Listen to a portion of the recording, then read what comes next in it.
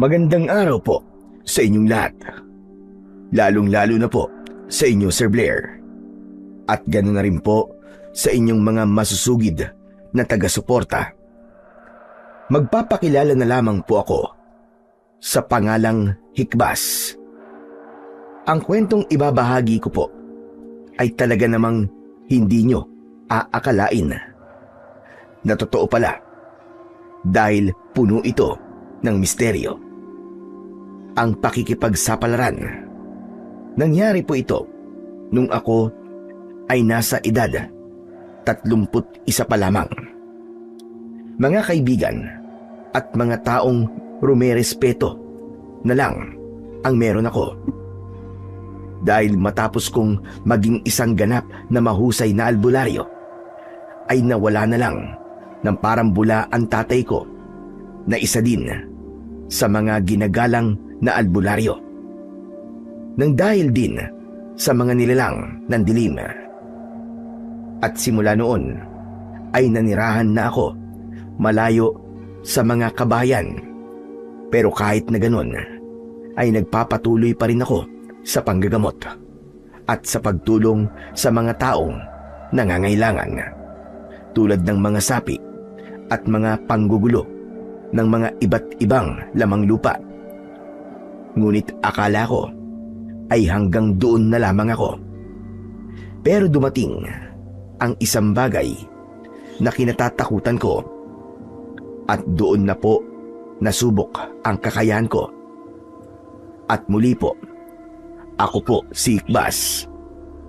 At ito ang aking kwento. Magandang umaga sa iyo, Hikbas. Magandang umaga rin. Bakit parang ang aga niyo yata ni Julian? Hihingi sana kami ulit ng gamot para kay Lolo. Yung bang para sa sakit ng likod niya?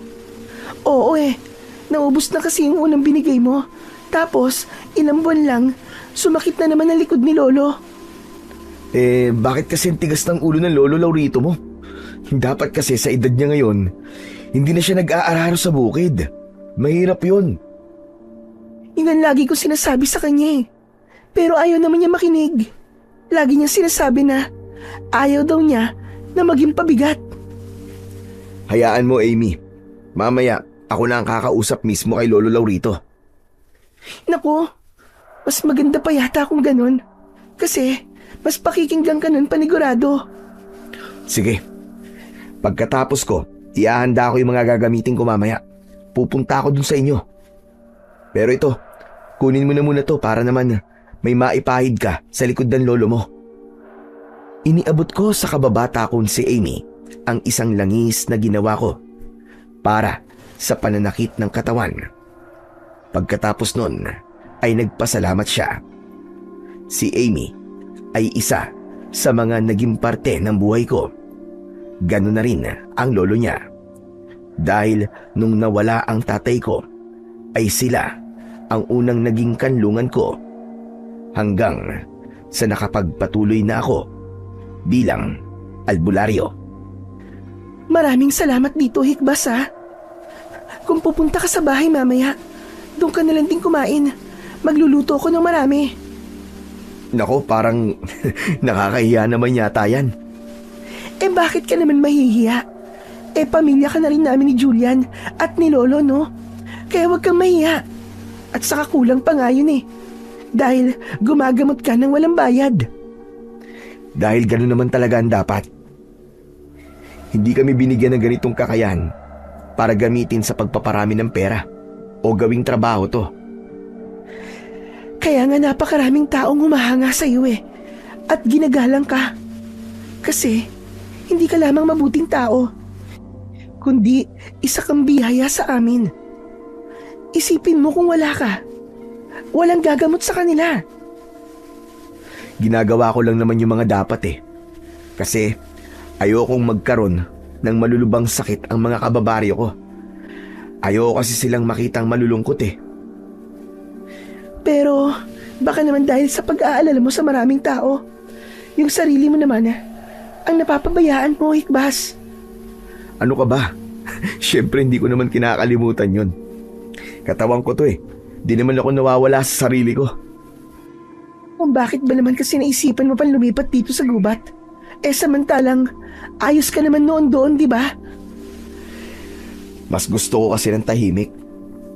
At mas mahahasa ko ang kakayahan ko kapag hindi ako masyadong naaabala sa paligid. Ganun ba? Pero kapag may oras ka, ikaw naman yung pumasyal sa baryo. Siguradong magiging masaya yung mga kababaryo natin. Oo naman. Sa ngayon, hindi pa ako gano'ng makakapunta dun eh. Kasi madami pa akong mga halamang gamot na kailangan asikasuhin at timplahin. Para kung kailangan meron akong maibibigay kahit papano. Pero mamaya ha, aasahan ka namin na pupunta sa bahay. Ikaw na rin tuloy ang magsaway kay Lolo.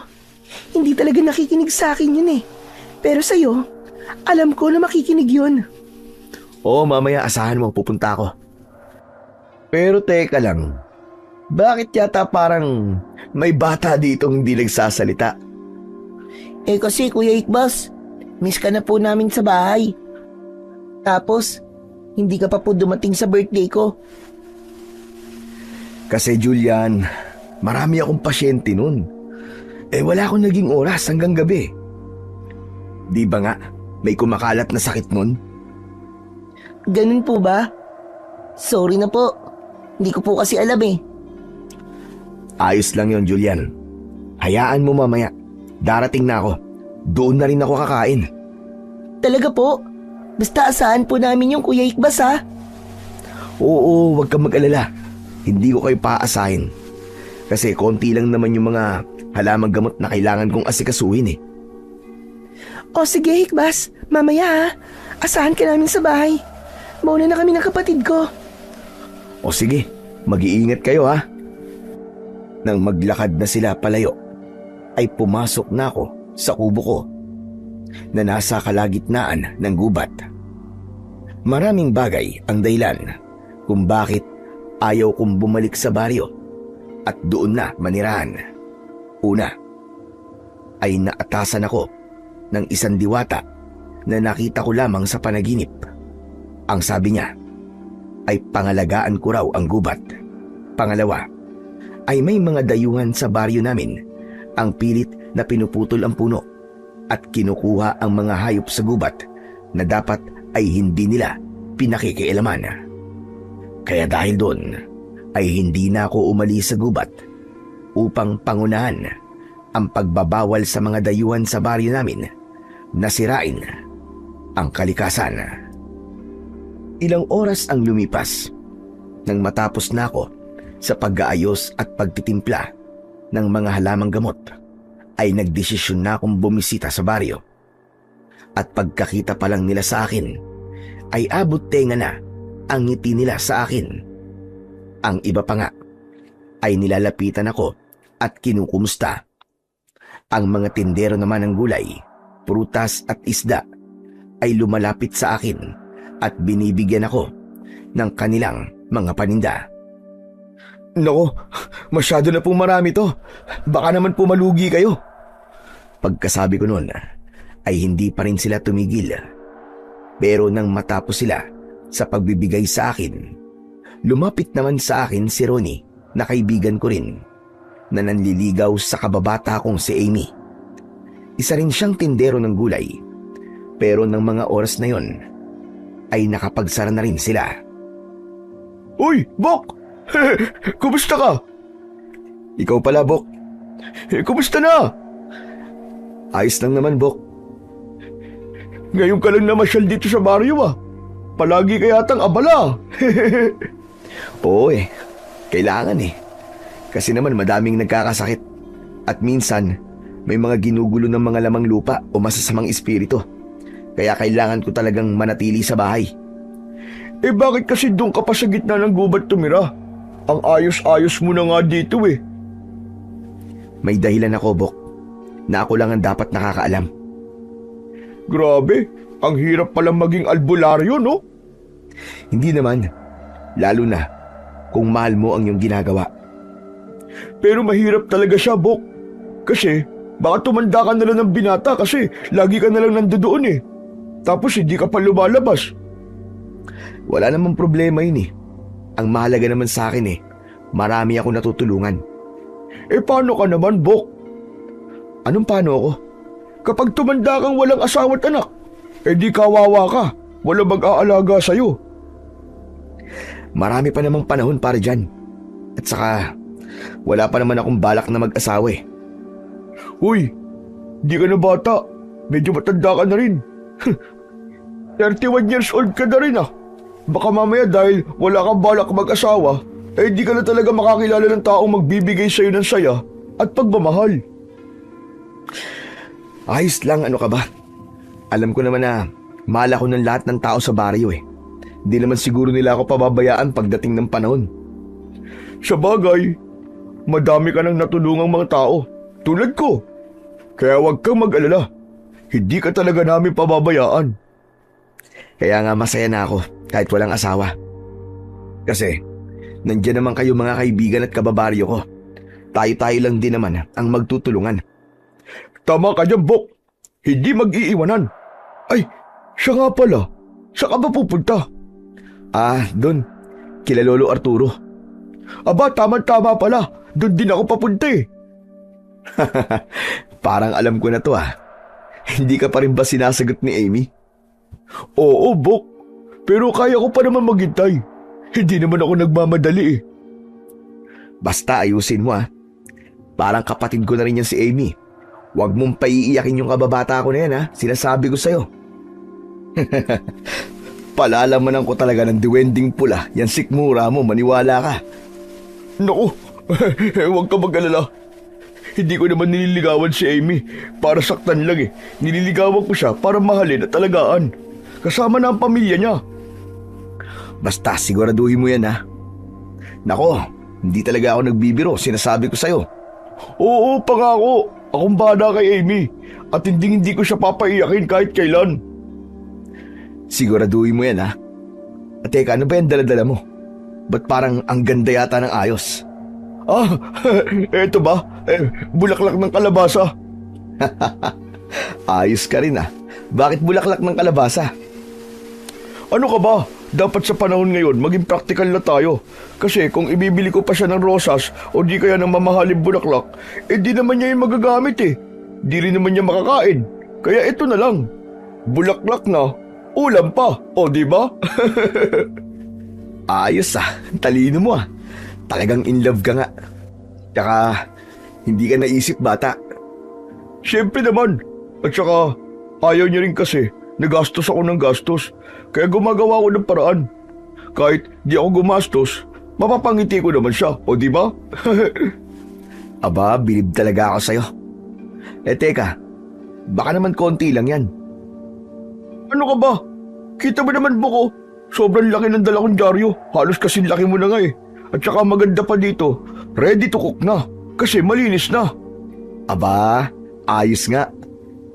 Pero baka akala mo masyadong walang effort Kanina ko lang pinita sa mga bulaklak na to, doon sa taniman namin ng kalabasa. Tapos, pinili ko talaga yung magagandang bulaklak para naman hindi siya madismaya. At para mas maganda, inayos ko yan. May isang kalabasa pa sa gitna. Patingin nga ako. Ipinakita sa akin ng kaibigan kong si Ronnie ang bouquet ng bulaklak ng kalabasa. Namangha ako dahil kahit simple ay masasabi talagang pinaghirapan yon. Dahil ang ganda ng pagkakaayos ng bulaklak at ng bunga nito sa gitna. Wow! Ayos, Bok, bilib talaga ako sa'yo. Imposibleng hindi pa yan tanggapin ni Amy. Mapapasaya na siya, mabubusog pa siya. Siyempre naman. Kita mo lang akong ganito. Ibang-iba talaga ang tama ako sa kanya Kahit naman di mo sabihin sa akin 7 taon na rin nung nag-umpisa ka manligaw. Pero hindi ka nagsasawa. Ang lakas mo. Ganun talaga. Kahit ilang beses niya na akong tinanggihan, hindi pa rin ako susuko. Tsaka, hindi naman ako magtatagal sa panliligaw sa kanya kundi ko siya talaga totoong gusto. Oo na. Ikaw na ang in love. Kapag ikaw ang nakaranas ito, sinasabi ko sa'yo, lalapit ka sa akin. Tapos sasabihin mo na, Uy, Bok, ganito pala ang ma-in love. Kala mo Sus, malayo Bok. Ang priority ko sa ngayon ay ang mga tao dito at hindi yung love life na yan. Okay, sabi mo eh. Ay Bok, teka. Ikaw ba kapag kausap mo si Amy, ganyan ka rin ha? Hindi pa kasi kita harap-harapang nakikitang nanliligaw sa kanya eh. Oo naman. Kung paano ako makipag-usap sa'yo, ganun rin ako. Ang angas mo naman. Siyempre, ako pa ba? Maangas talaga to, no? Napangiti na lang ako sa mga huling sinabi ng kaibigan ko. At ilang minuto lang din ang nilakad namin at narating na rin namin ang bahay nila Amy. Pagdating doon, nauna pa nga sa pagkatok si Ronnie. Ngunit nang buksan yun ni Amy, ay hindi ito makapagsalita. Oh, nandiyan ka na pala, Hikbas. Tsaka kasama mo pala si Ronnie. Halika kayo, pasok kayo. Salamat, Amy. O ano, tara Ronnie.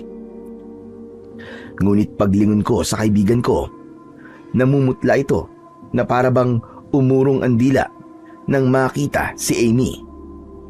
Hoy, Ronnie, ano nangyayari sa'yo? Bakit tulala ka? Pasensya na. Amy, ang ganda mo naman ngayon. Eto flowers for you. Nako, salamat Ronnie. Nagabala ka pa. Sabi ko na nga be, maangas pala ha. Pagpasok namin sa loob, ay nandun sina Lolo Lorito at Julian na nanonood ng telebisyon. Sakto pa lang akong papalapit sa kanila ay isang matamis na ngiti ang agad na ibinigay nila sa akin. Mano po, Lolo Laurito? Pagpalain ka, Hikbas. Hindi niyo naman sinabi na darating pala kayo. Eh di sana, nakapaganda ako. Hindi ko na po talaga sinabi, Lo.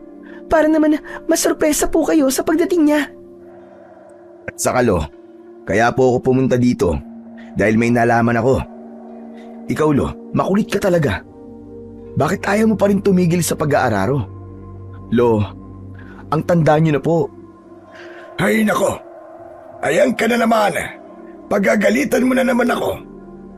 Kaya talagang magkababata kayo. Pinagtutulungan niyo na lamang ako palagi. Lo, hindi ka namin pinagtutulungan. Ang sa amin lang ho, yung maging maayos ang kalusugan niyo. Abalo, matanda na po kayo. Baka mamaya niyan kumapano kayo dahil po dyan sa pag-aararo ninyo. Kung hindi ko naman gagawin yon, wala akong maitutulong kay Amy. Pagod na nga siya sa paglalako ng turon at bananakyo. Tapos aasikasuhin niya pa ako. Ayoko naman na maging pabigat ako. Bakit niyo po kasi iniisip na magiging pabigat po kayo sa akin? Lo, malaki na po ako. Oras na para ako naman po ang tumulong sa inyo at mag-alaga po. Tulad po ng ginagawa niya sa amin ni Hikbas noon. Tama po si Amy, Lo. Huwag po kayo mag-alala. Kapag may oras po ako na po ang gagawa at magtatrabaho para sa inyo. Naku hindi, ayoko. Dahil masyado kang abala sa pagtulong sa mga nangangailangan. Ayoko maging istorbo sa iyo. Lo, kapag hindi po kayo nagpahinga, hindi ko na po kayo papasyalan dito. Alam ko, ayaw niyo po yun.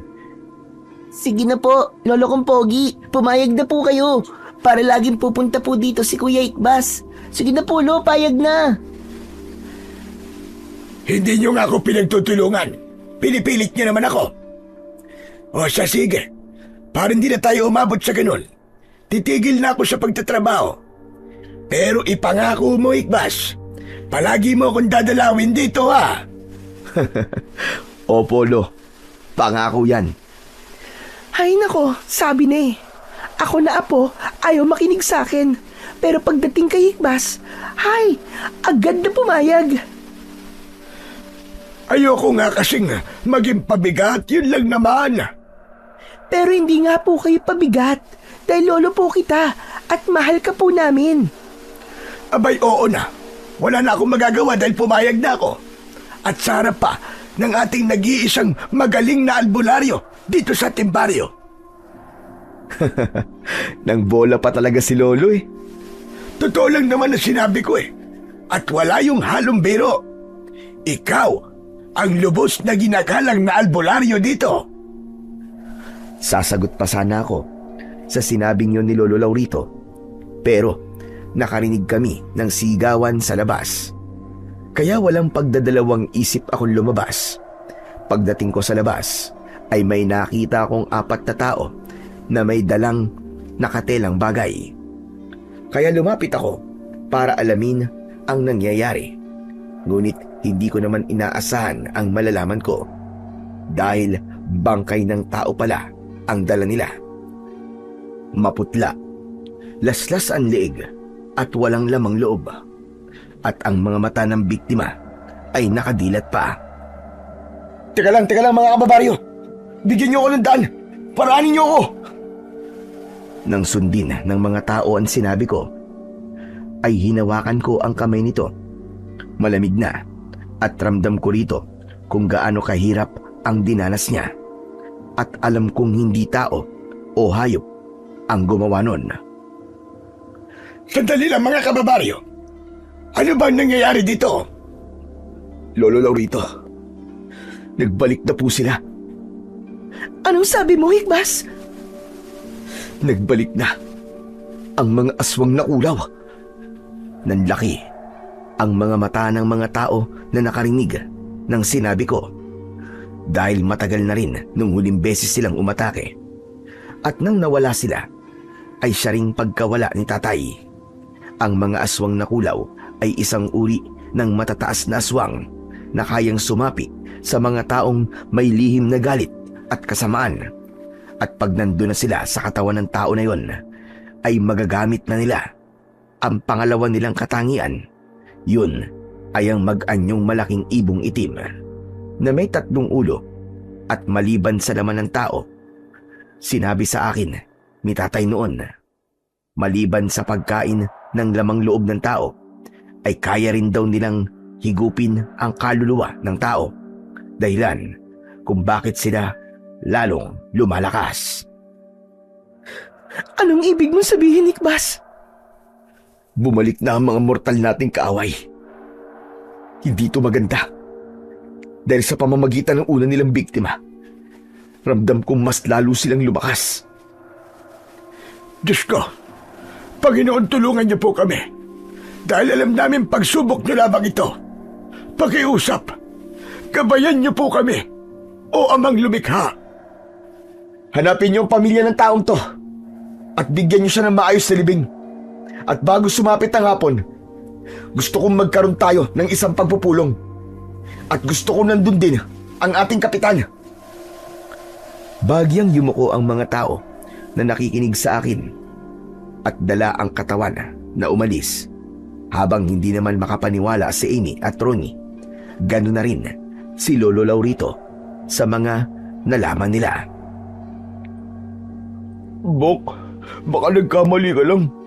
Sigurado ka bang aswang na kulaw nga ang may gawa nun? Hindi ako pwedeng magkamali, Bok. Ramdam ko ang presensya nila. Hindi lang dugo ang nawala sa taong yun. Sigurado akong pati kaluluwa. Kung totoo nga yung mga sinasabi mo, Hikbas, siguradong manganganib ang mga tao dito sa ating baryo. Ano po ba yung mga kulaw, Kuya Hikbas? Julian, bakit ka nandito? Kanina ka pa ba nakikinig? Opo, at parang takot na takot po kayo. Ano po ba yung kulaw, Ate Amy at Kuya Hikbas? Tsaka na namin ipapaliwanag sa iyo, Julian. Sige na, mauna na muna kayo sa bahay.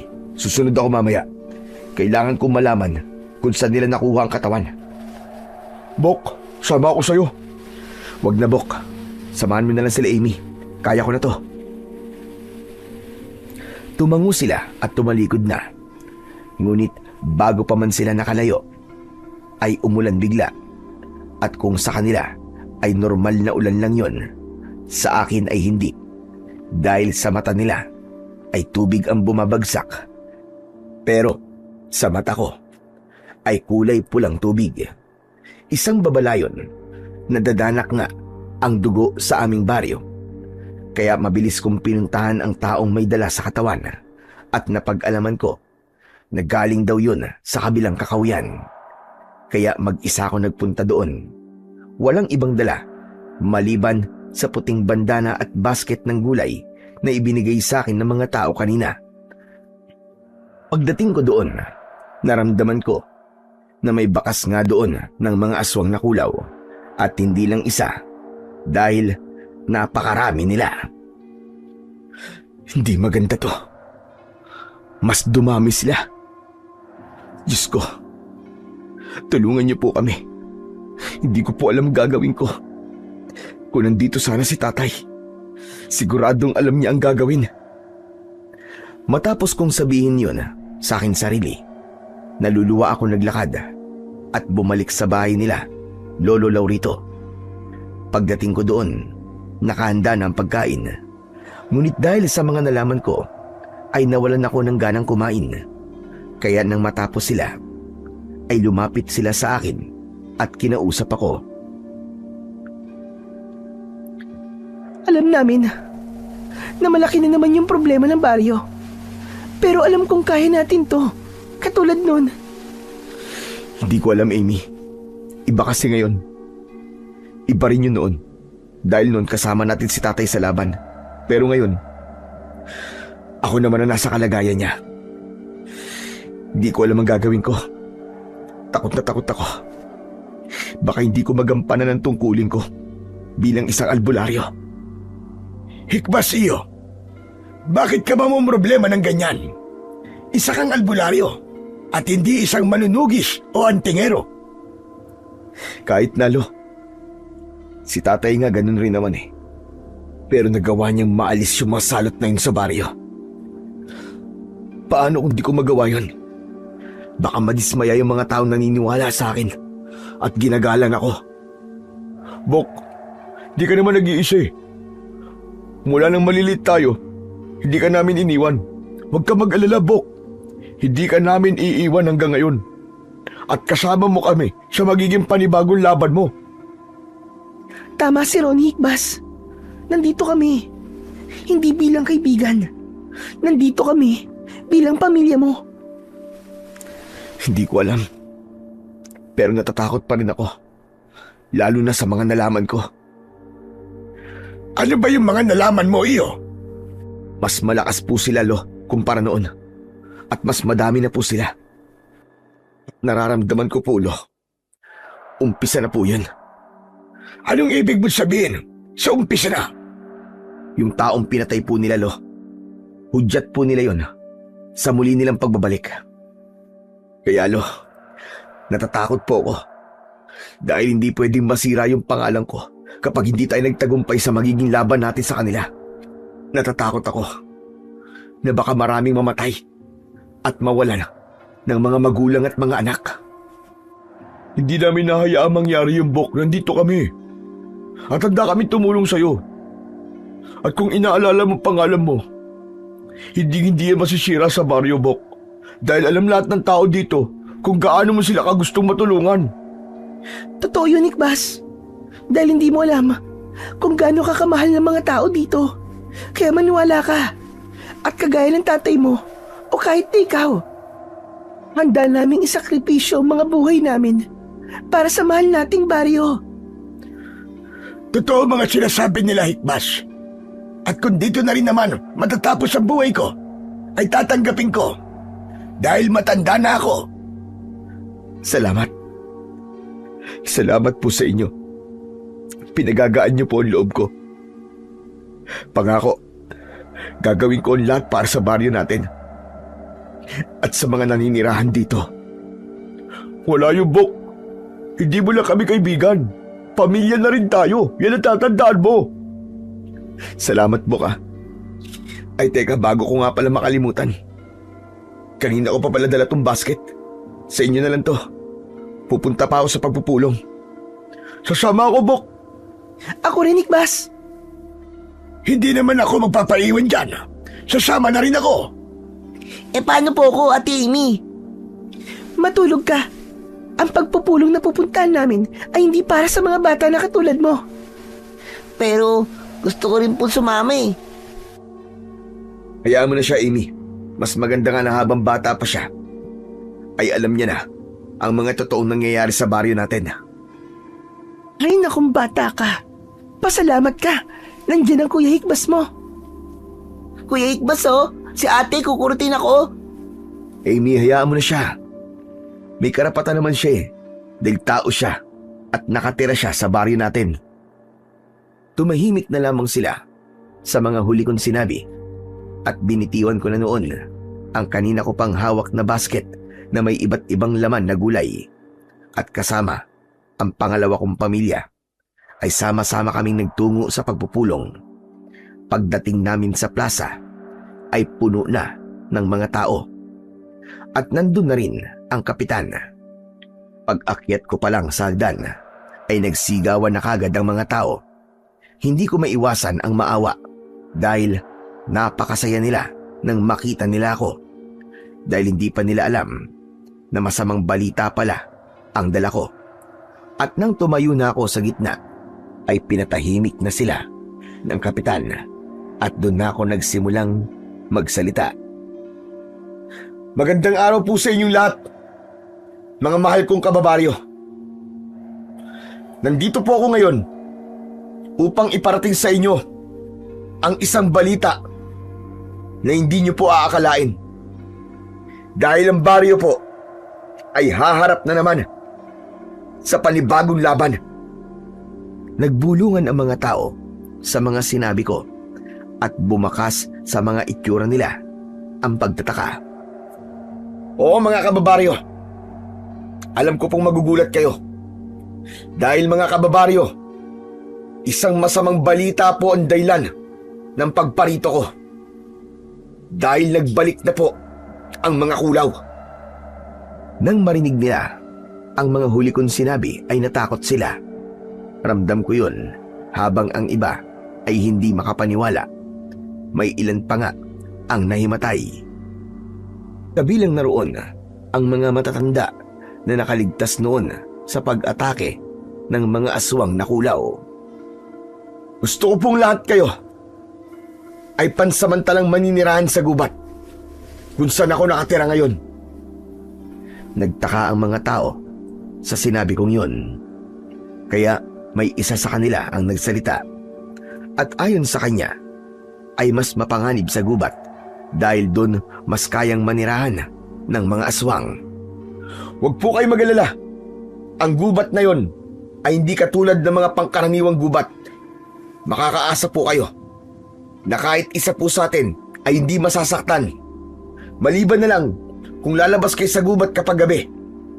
Kapag sa araw naman ay pwede kayong bumalik sa mga kanya-kanya nyong mga bahay. Pero sa gabi, mas maganda po kung dun kayo sa gubat na sinasabi ko. Bok, sigurado ka ba dyan sa sinasabi mo? Oo, Bok. Tsaka ako na ipapaliwanag sa inyo kapag natapos na itong pagpupulong. Sige, Bok. At idagdag ko pa na bukas rin ay gagawa tayo doon ng mga pansamantalang mga kubo. Kailangan sa loob ng 3 araw ay tapos na yon. Dahil ramdam ko sa hangin at lupa na malapit na ang muling pag-atake. Sa mga huli kong sinabi ay walang pag-aalinlangang pumayag ang mga tao sa mga gusto ko. Kaya nang matapos ang pagpupulong ay kinausap ako ng kapitan at nagpasalamat ito dahil kung wala raw ako ay hindi nila malalaman na nanganganib na pala ang buhay nila. Wala po yung kapitan. Mula po nung mawala si tatay ay nangako ako bilang albularyo na gagawin ko ang lahat. At kahit hindi ko kaya, kakayanin ko. Dahil sa mga sinabi ko, ay humingi ng yakap si kapitan at maya-maya lang ay nagpaalam na ito. Doon naman ako pinuntahan ni na Lolo Laurito kasama si Amy, Julian at Ronnie.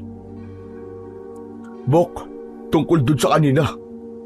Bakit sa gubat dapat tumira pang samantala? Eh di ba, mas mapanganib nga kung doon. Ngayon sasabihin ko na. Matagal ko nang alam na hindi basta-basta ang gubat na yun. kaya niya tayong protektahan kung sakali. Ha? Ano bang ibig mo sabihin? Maiwaga yung gubat na yun, ganun? Tama ka, Ronnie, natumbok mo. At sa palagay ko, lahat ng mga nilalang sa liwanag na naninirahan doon ay matutulungan tayo. Ika, anong ibig mo sabihin? May mga bagay akong alam na hindi nyo alam. At may mga bagay akong nakikita na hindi nyo nakikita. Kaya kahit sabihin ko pa sa inyo, ay hindi nyo rin maiintindihan. Eh kung ganun, ipaintindi mo sa amin. Amy po, kahit sabihin niya pa sa atin yun, hindi rin naman natin makikita. Mas maganda kung pagkatiwalaan na lamang natin siya. Lo, Bok, Amy, Julian, magpapaalam na ako. Magkita-kita na lang tayo bukas. At para makasigurado tayo na ligtas kayo, huwag kayong lalabas sa gabi ha. At siguraduhin ninyong nakasarado ang mga bintana at pinto. Amy, si Lolo ha, may mga kailangan din akong ihanda. Tumango na lamang sila sa mga sinabi ko. Pagkatapos nun ay tumalikod na ako at naglakad pabalik sa kakauyan kung saan ako nakatira. Pagdating ko ron, agad akong pumasok sa kwarto ng kubo at may bagay akong kinuha sa ilalim ng papag ko. Nakalagay yun sa sako. Ang bagay na yon ay isang tungkod na may maladyamanting berde sa dulo ng hawakan nito. Kinuha ko sa bulsa ko ang puting bandana at itinali ko yun doon. At pagkatapos nun, umupo ako sa aking papag at nagbigkas ng mga orasyon upang gisingin ang tungkod na galing pa sa lolo ko. Hindi yun diretsong ibinigay ni lolo kay tatay at agad niya yun na ipinamana sa akin. Hindi yun alam ni tatay dahil ang pagkakaalam niya ay ibinaon na yun sa lupa. Para sa mga tao sa baryo, gagawin ko ang lahat. Mapanatili ko lamang ang kanilang mga kaligtasan. Tay, pangako po, hindi ko po sasayangin ang pagsasakripisyo niyo noon. Sa mga huli kong sinabi, ay umilaw ng berde ang tungkod. Kaya naman tumayo ako at bala ko nang dalhin yun noon araw-araw. Nang matapos naman ako sa mga orasyon, ay kumain na ako at dahil wala naman akong ibang gagawin, ay naghilamos lang ako at dumiretso na sa kwarto. Maya-maya lang, may maliit na boses akong narinig at nanggaling pala yun sa duwending kaibigan ko. Kulay puti yun at ayon sa kanya, kaya raw ito nandoon dahil nararamdaman niya na may problema ako. Oo, kaibigan duwende. Meron nga at malaking-malaki ang problema ko. Dumating kasi yung araw na kinatatakutan ko. Dati akala ko hindi totoo yung mga babala sa akin ng diwata sa panaginip ko. Pero nagkamali pala ako. Ang hirap pala maging albularyo. Sa mga sinabi kong yon, ay sumagot ang duwende. At sabi niya, ay kasama raw yun sa mga pagsubok ko. Dahil bilang isang albularyo, may mga bagay daw talaga na pagdadaanan ako. At siguradong magiging mahirap yun. Pero ang nakakasigurado raw siya ay kakayanin ko yun. Sana nga, kaibigan duwende. Sana nga. Nagulat ako nang mula sa bintana ay tumalon ang duwende papunta sa papag ko at umupo sa tabi ko. At muling nagsalita. Ang sabi niya, nakikita daw niya na kahit ano pa man ang pagsubok ay kakayanin ko. Lalo na kung bukal sa loob ko ang tumulong. Kaya naman, lumakas ang loob ko dahil sa mga sinabi niya. Pagkatapos nun, ay bigla na lang siyang nawala. Tama ka, kaibigan. Kakayanin ko to dahil mahal ko ang mga kababaryo ko. At tulad ni tatay, kahit buhay ko pang maging kapalit, ay hindi ako magdadalawang isip na tulungan sila. Matapos kong sabihin yon, ay natulog na ako. Paggising ko naman sa umaga ay nagkape lang ako at dumiretso na ako sa bahay nila Lolo Laurito. Magandang umaga po sa inyo, Lolo, Amy at Julian. Kumusta po kayo kagabi? Ayos lang naman. Pero may mga kakaiba kaming naramdaman kagabi. Ano po yun? Parang may mga nilalang kasi sa labas kagabi na parang pinipilit na lumapit sa mga bahay. At parang wala na rin bisa yung mga pangontrang ibinigay pa ng tatay mo noon. Kasi nakakalapit sila sa bahay. At parang gusto pa nilang pumasok sa loob. Hindi lang yun, Ikbas. Yung mga bintana, pilit din nilang binubuksan. At buti na lang, naisipan namin na bago magdilim, maglagay kami ng mga kahoy. Yun yung ipinatapal ko kay Ronnie. Buti na lang pala, hindi kagad siya umalis. Meron pa po, Kuya Ikbas. Sa kisame po ng bahay, may parang kalbot po kami naririnig. Di na nga maganda to. Tama nga ako kahapon. At panimula na naman nila ng pagsalakay. Kailangan mamayang hapon, makalipat na kagad kayo sa gubat. Pero Ikbas, kakayanin ba ng mga tao na makagawa ng pansamantalang kubo sa isang araw lang? Kayang-kaya po, Lolo Laurito. Magtutulungan po tayo. Kahit iisang kubo lang. Pero malaki. Itatayo natin to malapit sa kubo ko. Basta yung malaki, yung kayang magkasya ang mga tao. Ayokong tulad nun ay maraming mamamatay. Ayokong makasaksi ulit ng mga bagay na nangyari noon. Kung ganun, kailangan na nating ipaalam sa mga kababaryo natin na ngayon pa lang makapag-umpisa na tayo. Sige, maghiwa-hiwalay kayo. Kung pwede, humingi na rin kayo ng tulong kay Ronnie at sa nanay niya.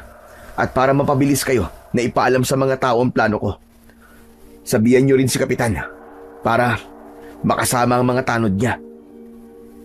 Kuya Ikbas, ako na po pupunta sa barangay para makapag-umpisa na po sila Ate Amy. O sige, mabuti pa nga, Julian. O siya, mauuna na muna ako. Babalik muna ako sa kakauyan.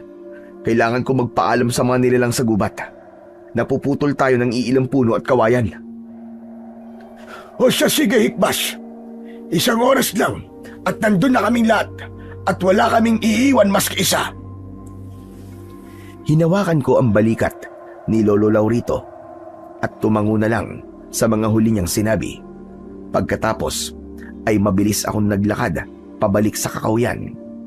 Nang makarating ako, sa bungad pa lang ay lumuhod na ako at ipinagpaalam na nga ang mga gagawin namin. Maya-maya lang ay nagsilabasan ang iba't ibang uri ng mabubuting elemento, lamang lupa at mga gabay ng liwanag. Hindi sila nagsalita, ngunit ngumiti sila. Kasabay nun ang malakas na hangin at naramdaman kong yun ang tugon nila. At pumapayag sila sa mga ipinagpaalam ko. Nagpasalamat naman ako at muli nang tumayo. Bagya pa akong yumuko bago sila ulit mawala sa paningin ko. At pagkatapos nun, hinintay ko na lang ang mga tao. At mahigit isang oras lang ang lumipas ay dumating na silang lahat. Maraming salamat po mga kababaryo at nakinig po kayo sa akin. Nalaman ko kagabi na may gumugulo sa bawat bahay. Kailangan na natin magawa ang magiging pansamantalang tirahan ninyo. Habang nandito pa rin ang mga halimaw na kulaw. Kailangan na natin mag-umpisa. May ilan po sa inyo napuputol po ng mga puno at kawayan. At ang iba naman po ay mangunguha ng mga talahib na gagawin natin silungan. Ngayon, mag-umpisa na po tayo mga kababaryo. Masayang nagtulungan ang mga tao. At ilang saglit lang noon ay kumuha na ako ng sarili kong karit at itak. Ngunit napansin ko sina Lolo Laurito na parabang malungkot. Kaya naman nilapitan ko sila at tinanong, "Ano pong meron? Bakit ganyan po mga itsura nyo?" Bok, may masamang balita eh. Ano na naman yun? Napansin mo ba? Wala si Kapitan eh. Wala rin yung pare at yung ibang mga tanod. Bakit? Ano ba nangyari? 4 na pamilya kagabi, Bok. Namatay. At pareho sila na sinapit ng bangkay na una natin nakita. Anak ng putya. Teka, totoo ba yung sinabi mo? Walang halong biro, Bok. Nandun sila Kapitan ngayon at ililibing ng diretso yung mga bangkay. Napakapit ako ng gusto sa tungkod na hawak ko at para bang matutumba dahil sa mga nalaman ko. Pakiramdam ko kasi ng mga oras na yon ay sasabog ako dahil hindi ko tanggap na may mga namatay na. Ngunit pinalakas nila Lolo Laurito ang loob ko. Kahit kami ay ganyan din ang naging postura nung una naming nalaman ang bagay na yan. Pero wala na tayong magagawa dahil walang kaluluwa ang mga kulaw. Hindi ko lang talaga maisip, Lolo Laurito, kung gaanong hirap ang mga naramdaman ng mga biktima. Sigurado akong habang nakamulat ang mga mata nila, ay pilit silang nagmamakaawa. At ang iba sa kanila ay lumaban para sa buhay nila. Mga wala talaga silang puso. Mga demonyo. Bakit nila yung ginawa sa mga taong yon? Tama na, Hikbas. Sigurado naman na nasa magandang kalagayan na ang mga taong nasawi kagabi dahil nasa paraiso na sila ng ating Panginoong Diyos. Pasensya ka na, Amy.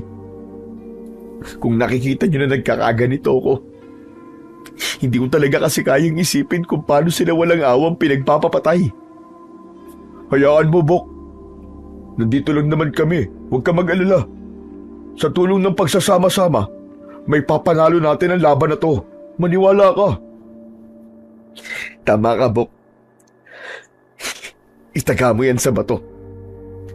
Hindi ko na ulit hahayaang may isa pa sa atin dito ang mamamatay.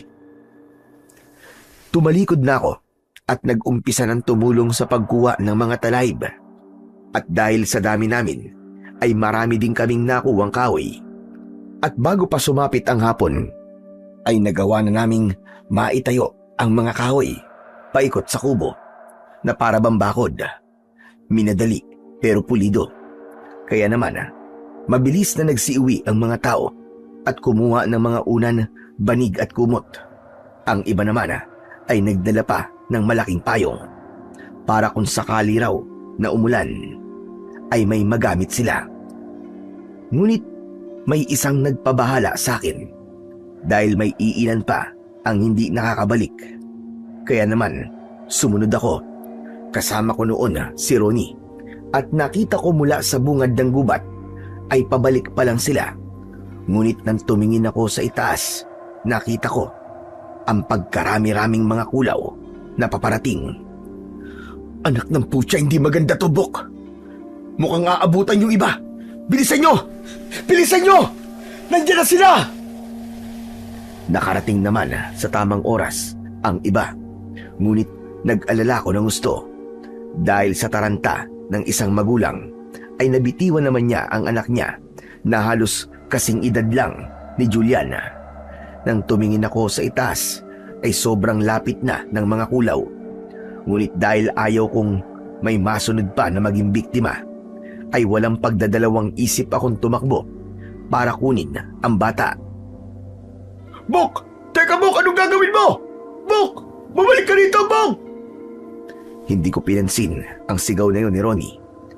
Nang mabuhat ko na ang bata, ay sakto namang nandoon na ang mga aswang na kulaw. Sinubukan nila kaming dagitin, ngunit nagmatigas ako at iwinasiwas ko ang hawak kong tungkod. Ngunit hindi ko napansin na nasa likuran ko ang kulaw at nagalusan niya ako.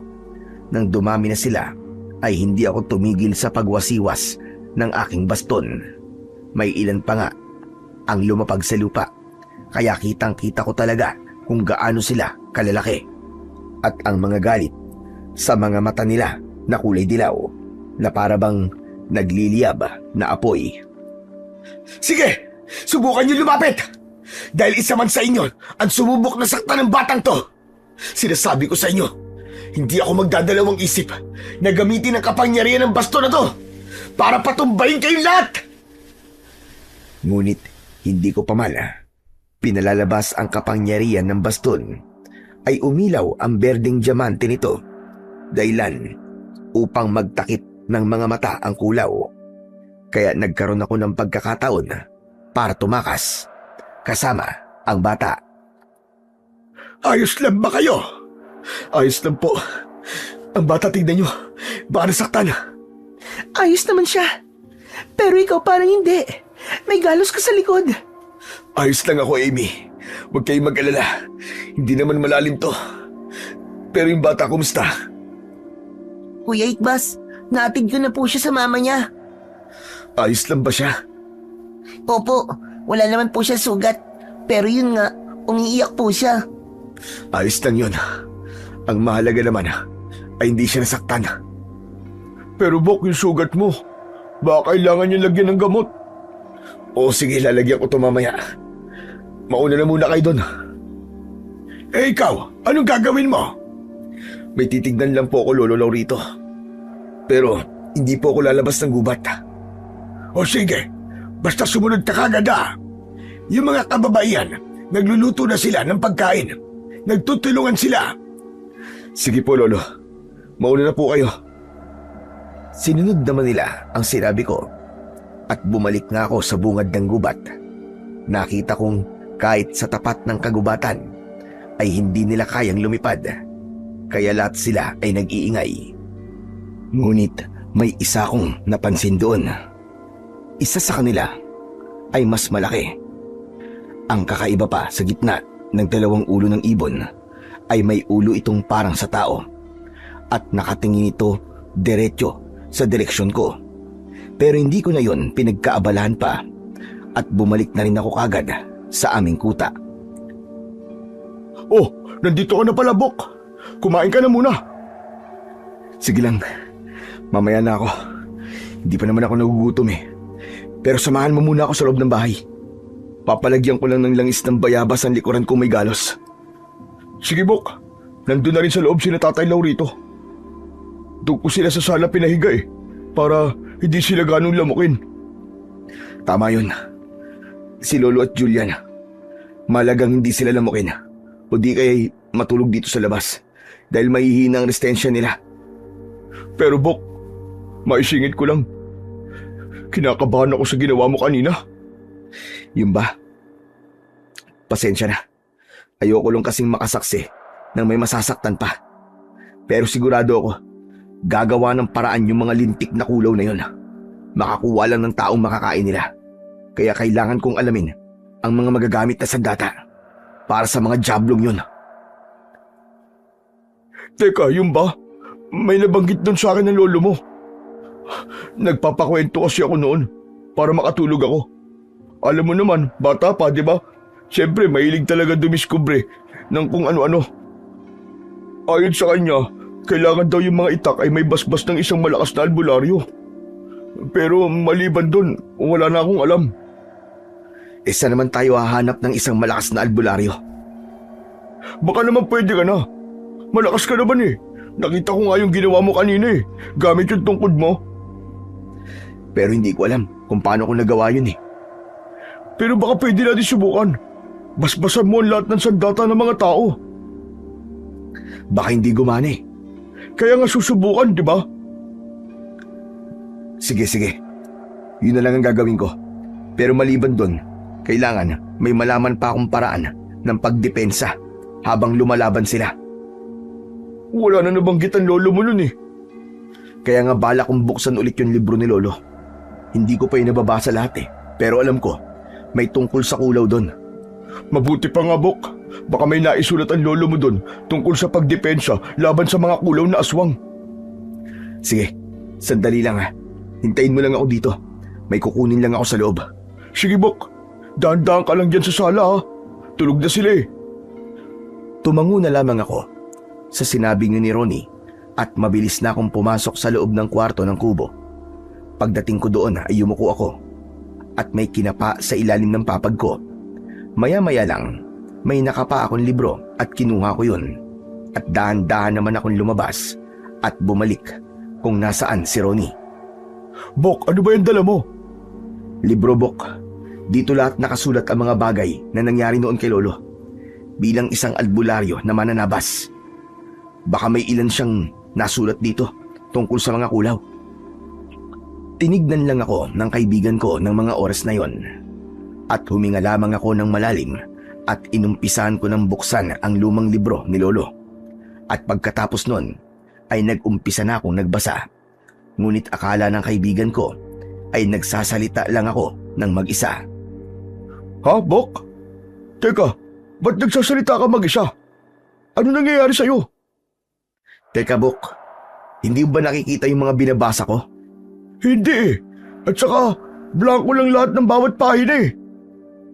Teka, Bok, ibig mong sabihin, hindi mo nakikita yung mga nakasulat dito? Eh, di ba sulat yung sinasabi mo? Eh, wala nga kahit isang patak ng tinta dyan eh.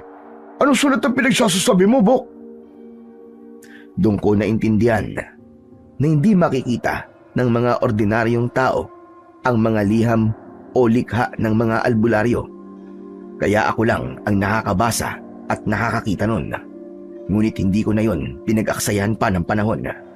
At nagbasa na lang ako. Doon ay nakakita ko ng mga bagay na kinatatakutan ng mga kulaw at magagamit din pang depensa. Yun ay ang sulo o apoy sa dulo ng kahoy. Kaya hindi na ako nagdalawang isip at sinabi ko yun sa kaibigan ko. At kinabukasan ay ipinaalam ko na rin yun sa lahat ng mga tao.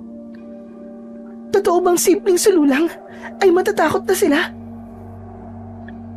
Hindi yung literal na takot. Mapapaalis po lang sila. Ang ibig kong sabihin na takot sila sa ganun ay yung hindi sila kagad makakalapit. Pero may posibilidad na may makakalapit pa rin.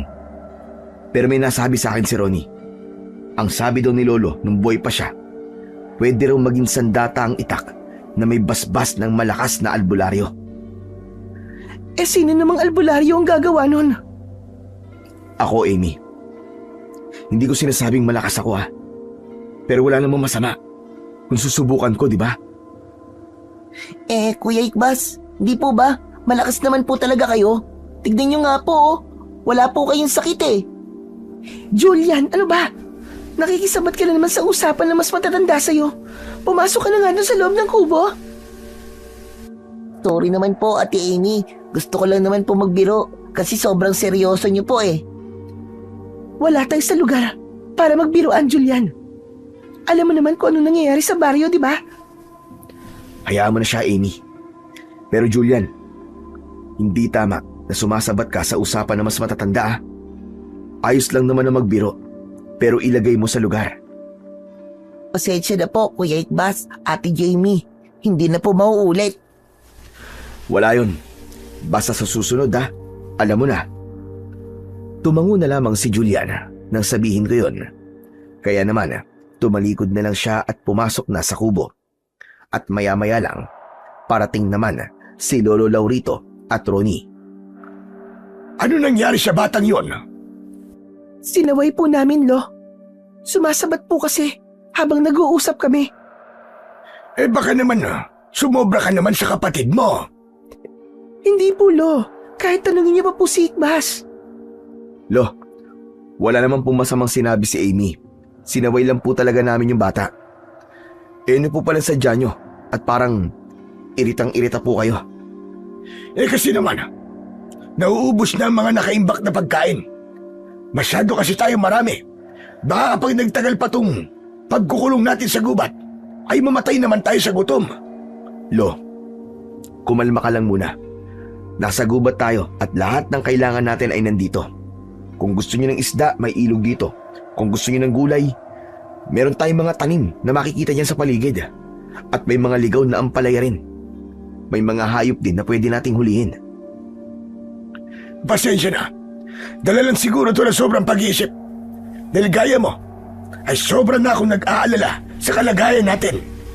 Lolo Laurito, kaya nga po tayo binigyan ng natural na yaman ng Diyos para may magagamit po tayo kung sakaling kailanganin natin. Basta ang mahalaga ay hindi natin sisirain ang ibinigay niyang yon. At saka Lo, huwag ka na po mag-alala sa kalagayan natin. Magiging maayos din po ang lahat. Pinapangako ko yan. Kaya natin to. Basta sama-sama tayo at magtutulungan.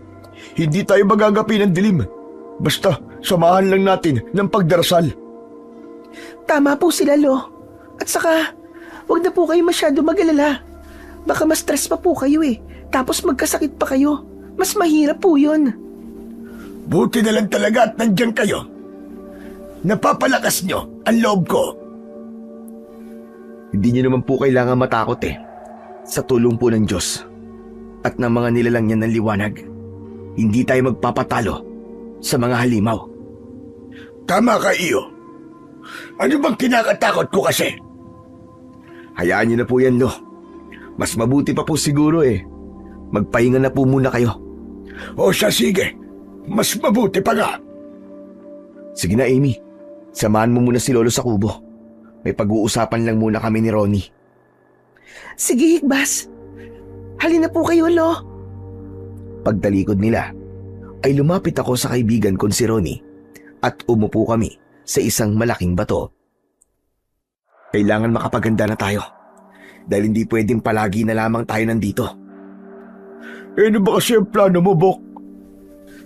Ang plano ko ay dapat marami tayong tuyong kahoy.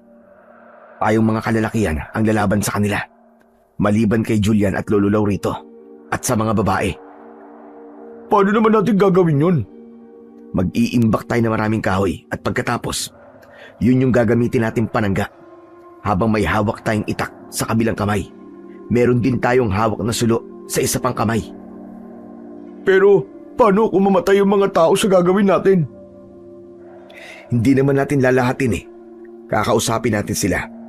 At yung mga gustong lumaban kasama natin ay sila lang ang sasama. Eh kung ganun pala eh, kailangan na natin maganda talaga. Tama ka. Pero mamayang gabi na. Mamaya ko na sasabihin ang mga plano ko. Siguro bago kumain, kakausapin ko na silang lahat. Eh paano yung pag-iimbak? Yun ang dahilan kung bakit kinausap kita.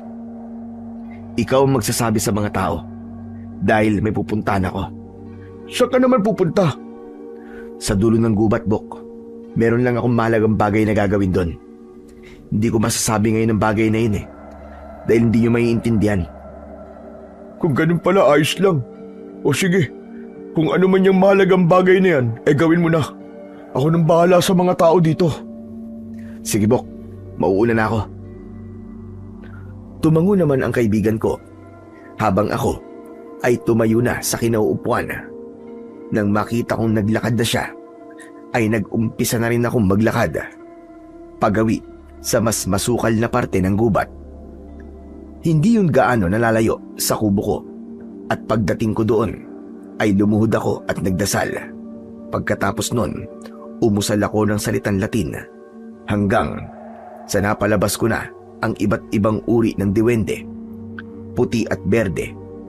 Humingi ako ng gabay sa kanila para lalo akong lumakas at mabigyan ako ng basbas. Ang lahat ng mga itak ng mga taong sasama sa pakikipaglaban sa mga aswang na kulaw. At nang natapos ko doon, ay umuwi na ako at nakita ko ang lahat ng mga tao doon na nakahanda na para sa gagawin nilang pag-iimbak ng mga kahoy. Oh, nandiyan ka na pala, Bok. Oh, kadarating ko lang. Teka, saan ba kayo pupunta? Mag-iimbak na kami ng mga kahoy. Tapos yung mga babae naman, hahanap ng mga ligaw na gulay para mamayang gabi. Kung ganun eh, sasama ako. Ikaw ang bahala, Bok. Teka, si Lolo ba nasan? Nandun sa may bahay. Hindi ko naman sila pinasama eh. Mas maayos nang nandito na lamang sila.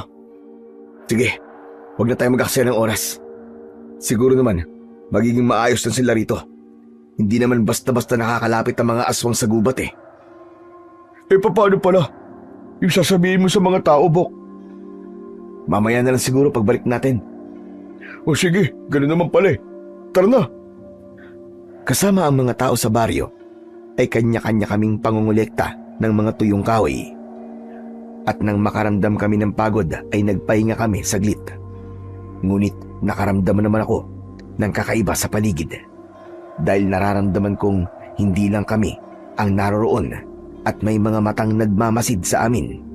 Nung una ay inakala kong isang nilalang lamang yon na nakatira talaga sa kagubatan. Ngunit nang minsang mapasulyap ako sa isang malaking puno, doon ay may taong nagkukubli. Julian! Julian! Bakit ka nandito? Hala kuya, pasensya na po. Gusto ko lang naman po sumama sa inyo eh. At saka gusto ko po makita yung mga ginagawa nyo. Wala naman kaming ibang gagawin dito eh. Kumukuha lang kami ng mga tuyong kahoy. Kapag eto nalaman na naman ng ate Amy mo, sinasabi ko sa'yo, malilintikan ka na naman dun. Sorry po kuya. Bok, sino kausap mo? Nang makita kong papalapit na sa kinaroroonan namin si Ronnie, ay hindi na ako nagsalita hanggang sa nakaharap niya na rin ang batang makulit na si Julian. Oh, Julian! Bakit ka nandito? Ano po kasi? Anong ano po kasi? Bago kami malis, sinabihan kita na huwag kang aalis doon, di ba? Bakit ka sumunod? Hayaan mo na lang siguro, Bok. Wala na tayong magagawa eh, nandito na siya. Saka kumukuha lang naman tayo ng tuyong kahoy, di ba? Hayaan mo na siyang tumulong. Anak ng, napakakulit kasi ng batang to eh. Sinabihan ko na yan kanina na huwag na sumama eh. Kasi wala kang kasama sina Amy at si Lolo sa bahay. Hayaan mo na, Bok. Ganyan naman talaga kapag bata. Madaming gustong madiskubre sa buhay. At saka, ganyan din naman tayo nung maliliit pa tayo, di ba? Oh, ano? Ngayon alam mo na ang pakiramdam ng mas nakakatanda sa atin. Nung panahong tayo pa ang pinagagalitan. Ibang usapan naman kasi yung Bok. Ikaw talaga o naisingit mo pa yun? Hindi ko yun isinisingit. Pinapaalala ko lang na dumaan din tayo sa pagkabata. Kaya hindi mo dapat siya pagsabihan ng kung ano-ano. Tulad natin, balang araw, maiintindihan niya rin yung mga bagay na hindi niya dapat ginagawa. Ay nako. Kaya di nagtatanda yung batang makulit na yun eh. Nakakakuha ng kakampi. Tingnan mo nga oh, pangiti-ngiti pa oh. Kutusan ko yan eh. Napasulyap ako sa tabi ko kung nasaan si Julian at doon nga ay nakita ko siyang nakangiti. Julian, hindi porke pinagbabawalan ko si Kuya Ronnie mo na huwag kang pagalitan magsasaya ka na. Makikita mo, kapag hindi ka nagtino at palagi ka na lamang nagiging pasaway at nai-stress sa'yo si Lolo Lorito at Ate Amy mo, paluluhurin talaga kita sa munggo para magtanda ka. Kuya Ikbas, sorry na po. Promise po kuya, hindi na po ako magiging pasaway. Magiging masunurin na po ako. Dapat, totoo na yung sinasabi mo ha. Nako, alam mo naman kung gaano kahigpit ang Ate Amy mo. At alam mo rin siyang magalit. Opo, sorry na po talaga mga kuya. O sige. Tatanggapin namin yung paghingi mo ng pasensya ngayon. At total, nandito ka na rin lang naman. Tumulong ka na sa pagkolekta ng mga tuyong kahoy. Pwede ba yun? Opo kuya, masaya nga po kung makakatulong po ako. Tumango na lamang ako sa mga huling sinabi ng makulit na si Julian at sama-sama na kaming nagpulot ng mga tuyong kahoy. Naging maayos naman yon at nang mapansin naming puno na ang mga dala naming mga sako ay nagpasya na kaming lahat na umuwi. Pagdating namin sa kuta namin ay nagkanya-kanya na kaming hiwa ng mga gulay na lulutuin. Sakto na kaya mga gulay na to? Hindi kaya masyado tayo marami? Kung kulang man yan, pwede naman na hukayin na lang muna natin yung mga kamote ko. May laman na siguro yun. Kung kulang pa rin Amy, pwede namang umuwi muna ako. Marami namang stock si nanay ng gulay dun eh. Kesa naman masira lang, mas mainam na pakinabangan na lang muna natin, di ba? Ayos lang ba yun sa nanay mo, Ronnie? Siyempre naman, si nanay pa ba? Ayaw niyang magugutom yung taong magiging manugaw niya. Hoy, ano ka ba? Parang sigurado ka na magiging mag-asawa nga tayo balang araw ah. Tsaka, hindi lang naman para sa akin to, no? para sa lahat ng mga tao dito. Ano ka ba? Siyempre, kasama na rin sila doon. Teka nga, ano yan? Magliligawan na lang ba kayo? O hahanap tayo ng paraan para pandagdag sa pagkain natin? Pasensya ka na, Bok. Ikaw naman siyempre, hahanap tayo ng paraan. Sakaling kaya kita dyan. Puro kayabang Sus, bitter ka lang. Kasi wala kang nililigawan dahil busy ka dyan sa pagiging albularyo mo. Sino naman nagsabi sa'yo? Kung gugustuhin ko, makakahanap kagad ako ng maliligawan. Sa gwapo kong to, huwag mo akong subukan. Ayun! Lumabas na naman yung pagiging mahangin yung dalawang magkaibigan. Hay nako, ewan ko sa inyo. Makaalis na nga at baka mahawa pa ako sa inyo. Hala siya, grabe naman siya sa makahawa. Para may nakakahawang sakit naman kami. Mayabang ka kasi, Bok. Nagsalita ang hindi. Ikaw nga tong piling pogi Gwapo naman talaga ako Gwapo nga. Kaso, wala naman jowa. Ikaw ba, may jowa na? Wala pa sa ngayon, pero magkakaroon din, soon. Di ba, Amy? Hay nako, wag mo na nga akong isali dyan sa kalokohan nyo. Sige na, aalis na talaga ako. Nagtawanan na lang kaming magkaibigan dahil naaasar na naman namin ang kababata kong si Amy. Pagkatapos nun ay nagpatuloy na kami sa pag-uusap tungkol sa pagdaragdag ng maiimbak na pagkain. Bok, hindi na rin tayo makakapaghanap pa ng pandagdag na pagkain dahil nasa kanluran na ang araw. Bok, mabilis lang naman yun Kesa naman magutom yung mga tao dito. Ayoko rin naman silang gutumin, pero baka mapahamak tayo sa gagawin natin Bok, ano ka ba? Magdadala naman tayo ng sulo tsaka itak Pero Bok, seryoso, baka ayos na muna yun. Pwede naman para bukas na lang yung kukunin natin Pero Bok, sa palagay ko, mas mainam na ngayon na lang natin gawin. Magsama tayo ng ilang kalalakihan para may magdadala na rin ng sako. Medyo madami rin kasi yung mga imbak na gulay ni nanay. Okay, sige. Kung yan yung gusto mo, ikaw nang bahala. O sige, ikaw nang bahala sa mga sakong dadalhin natin Pati na rin yung mga kahoy na gagawin natin sulo. Sige. Ihanda ko na lang yung mga tuyong kahoy. At teka, ilang mga tao ba yung isasama mo? Siguro mga 10, Bok. O sige, puntahan nyo na lang ako sa likod ng bahay. Para dun pa lang masindihan na natin yung mga gagamitin natin sulo. Matapos kong sabihin yon, ay isang tango na lang ang itinugon ng kaibigan ko at tumalikod na siya at naglakad palayo habang ako naman ay dumiretso sa likod ng bahay para alisan ng laman ang iba kong mga sako. At habang nag-aayos ako ng mga tuyong kahoy na dadalhin namin ay dumating si Lolo Laurito. Olo, nandyan po pala kayo. Oo. Kadarating ko lang din. At galing ako sa loob ng kubo. Ikaw, ano yung ginagawa mo? Ito ho ba, Lo? Inaayos ko lang po. Balak po kasi naming lumabas ng gubat para kumuha ng mga gulay. Pero Ikbas, hapon na. At baka abutan kayo ng dilema. Kaya ako nga po ito isinasako para handa kami mamaya paglabas ng gubat. Hindi kasi namin alam ang naghihintay sa amin doon. Pero baka pwede nyo na lang ipagpabukas yan.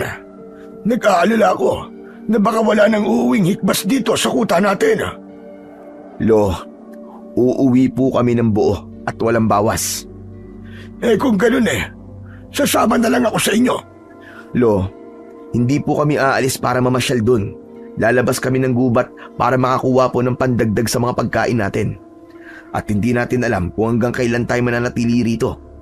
Lalo na, hindi marunong mga mga kababaryo natin. Pero hikbas! Lo, wala na pong pero-pero. Mapanganib pong gagawin namin, Lo. Kaya dito ka lang. Magpahinga ka na lang po. At huwag kang magpagod.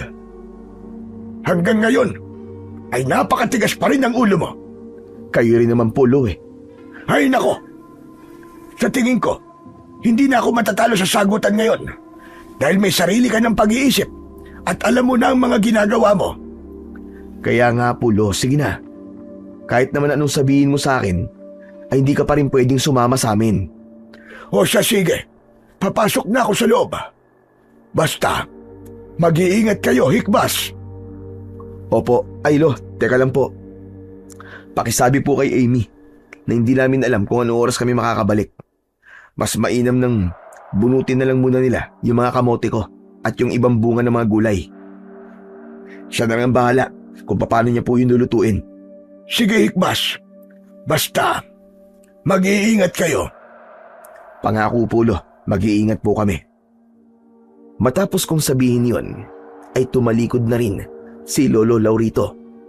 At ilang minuto lang ang lumipas, ay dumating na rin ang kaibigan kong si Ronnie, kasama ang 10 kalalakihan, ngunit may 3 mga babae. Oh, teka Bok, akala ko ba puro kalalakihan lang yung sasama mo? Ba't may kasama ka mga babae? Bok, hindi naman sila sasama eh. May sasabihin daw sila. Bakit di mo nalang tinanong? Gusto daw kasi nila na sila mismo yung haharap sa'yo. Sila yung magsasabi. Sa palagay ko, malaga yung mga sasabihin nila, Bok. Ganun ba? Ano ho ba sasabihin nyo? Agad naman na sumagot ang isa sa mga babaeng tinanong ko. At ang sabi niya ay gusto daw sana niyang ipasabay na kunin ang mga alaga nilang mga baboy at kambing. Kesa daw mamatay sa gutom ang mga yon, mas mainam na raw na kainin namin. Habang ang isa naman ay nagsalita rin at ang ipinasasabay naman niya na kunin namin ay ang mga alaga niyang aso at pusa. At ang isa naman ay ang mga alaga raw nitong mga manok na pwede rin daw namin maipandagdag sa pagkain doon. Sige, wala pong problema. Pupunta na rin lang naman po kami doon. Susubukan na rin namin kunin yung mga alaga ninyo. Yung iba naman para naman po sa ating lahat. Kung ganun, Bok, tara na. Para di tayo ganong gabihin. Sige, Bok. Ano na mga kasama? Doon na natin sisindihan ang mga gagamitin natin sulo bago tayo makalabas ng gubat. Sumang-ayon sila sa mga sinabi kong yon at pare-pareho naming tinahak ang daan. At bago pa man kami makalabas ng gubat, ay kanya-kanya na kaming nagsindi ng sulo. Pagkatapos nun, ay hindi kami naghiwa-hiwalay hanggang sa nakarating kami sa bahay nila Ronnie. Halika kayo rito, Bok. Nandito yung mga gulay Sige, susunod kami. Halika kayo mga kasama! Pagpasok namin sa silid na tinuturo ni Ronnie, ay kanya-kanya na kami ng pagsasako ng mga gulay. Hanggang sa pare-pareho na naming napuno ang mga sako. Kaya naman, pinauna na namin ng iba. Pero mahigpit ko silang hinabilinan na huwag maghiwa-hiwalay at huwag hahayaang mamatay ang mga dala nilang sulo. Bok, saan naman tayo ngayon pupunta? Hahanapin natin yung mga alaga nilang hayop. Sige, Bok. Ngunit sa paghahanap namin ng mga hayop ay nadismaya kami dahil bawat bahay na mapuntahan namin ay wala na ang hayop. Ang iba ay patay na at nabubulok na. Kaya naman nagpasya na lang kami na umuwi na lang.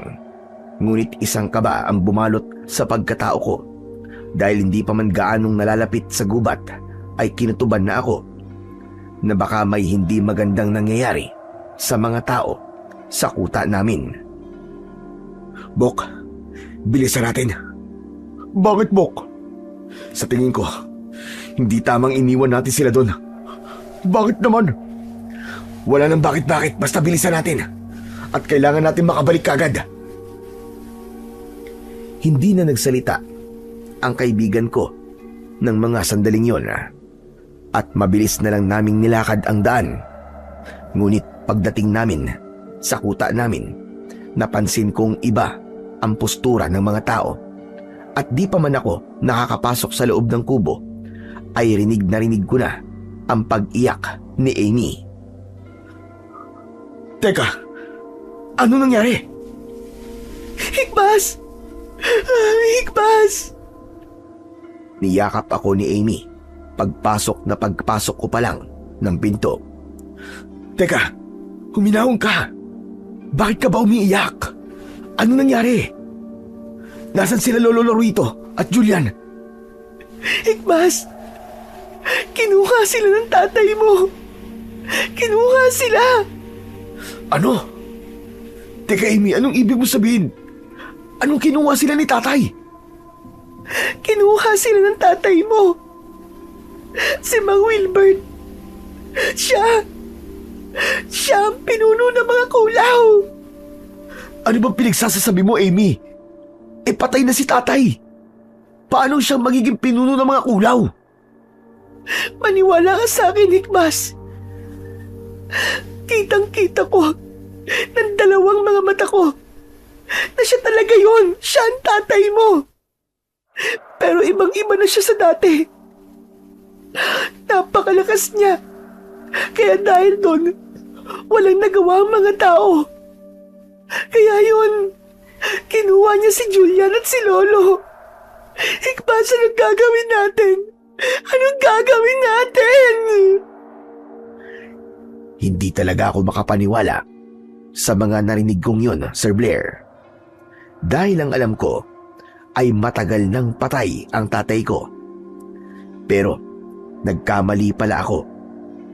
Hindi ko naman alam kung anong dahilan at kung paanong naging pinuno si tatay ng mga kulaw. Kaya naman, nang gabi ding yun ay naghanda kami at maliban sa mga bata, mapababae man o mga lalaki ay nagpasyang sumama para iligtas si Lolo Laurito at si Julian. Totoo ba yung mga narinig ko sa mga tao kanina, Bok? Buhay daw si Mang Wilbert? Buhay daw ang tatay mo? Hindi ko nga rin alam, Bok eh. Hindi ako sigurado. Gulong-gulo ako, Bok. Pero Bok, kailangan natin kumilos. Dahil sa mga oras na to, sigurado ako nanganganib na si Julian at si Lolo.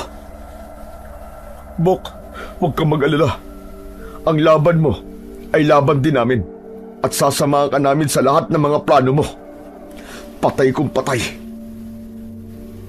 Kung ganun, mga kasama, maganda na tayo. May malaking laban tayong gagawin. Kailangan nating mailigtas ang maglolo at tapusin natin ang mga pesting kulaw na yan. Sabay-sabay na sumigaw ng pagsang-ayon ang mga tao. Pagkatapos nun, ay sinindihan na namin ang mga gagamitin naming sulok sa paglabas ng gubat. At balak naming lumipat sa kabilang gubat. Ngunit nasa bungad pa lamang kami ay nakita na namin ang mga kulaw na nagliliparan at napakarami nila. At sa lupa naman ay may iilan. Hanggang sa nakita namin sina Julian at Lolo Laurito na nakatayo sa gitna ng baryo at nakatali, habang may isang lalaking kulay abo ang balat na nakatalikod. At pagharap niya sa amin ay hindi ako makapaniwala. Igbas!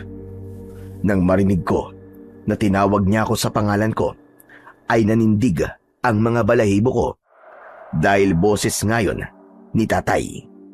Ngunit hindi na ito tulad ng dati na maamo ang muka, mabait tignan. Dahil ng mga oras na yon, ibang-iba na siya. Naglalagas ang mga buhok, kulay abo ang balat, at halata ang mga maiitim niyang ugat. Tay, anong ibig pong sabihin nito? Hindi mo ba ako nakikita? Ang ibig sabihin, buhay ka, Tay? Nakikita mo naman, di ba? Buhay na buhay pa ako. At mas pinalakas. Pero, ano pong ibig sabihin nito, Tay? Wala naman. Sadyang kinuha ko lang sila para kumustahin. Grabe. Napakalaki na pala ni Julian. Dati-rati, ako pa nagpapalit ng lampin niya. Tay, huwag mo na nga akong idaan sa mga paganyan-ganyan mo. Ano ba talaga ang gusto nyo, Tay? Tinatanong mo ang gusto ko.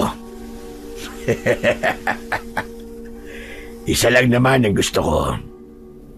Ibigay mo sa akin ang tungkod at ang puting bandana. Bakit? Bakit gusto mo makuha ang mga mahalagang bagay na galing kay Lolo? Dahil yan ang isa sa mga sangkap para maging mas makapangyarihan pa ako. Noon pa, ay gusto ko na makuha ang bagay na yan. Pero hindi siya pinagkatiwala sa akin ni Tatay. At idiniretso niya sa'yo na ipamana. Dahil doon, sobra ako nagalit sa kanya. At ang sakit na meron siya noon, ay ako ang may gawa. Walang hiya ka, Tay. Nagdahil sa galit at inggit, nagkaganyan ka. Nang dahil sa tungkod at bandana, naging sakim ka. Nagpasakop ka sa kampo ng demonyo. At ikaw din ang dahilan kung bakit namatay si Lolo.